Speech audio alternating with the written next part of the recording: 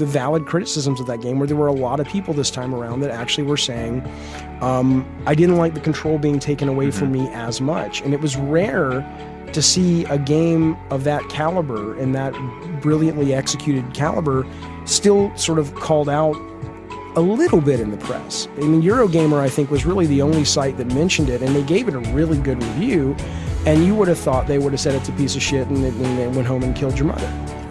And so I think but I do think in the long and medium term, there's value to the industry to have that kind of voice out there, and I don't see it enough in journalism.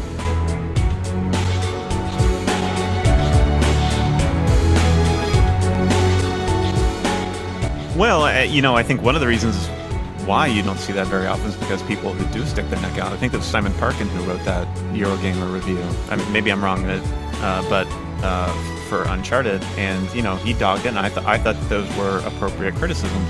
But people who do stick their neck out, they get a ton of shit for it. But what does a ton of shit translate to? I mean, he still has a job. He still has... Yeah. I mean, I think it's... so again, Happy Lightsaber 3 doesn't like him? I mean, who gives a shit? Yeah, angry people on the internet. Yeah, I think it's, some people aren't ready to deal with the pressure of that, negative opinion from commenters. And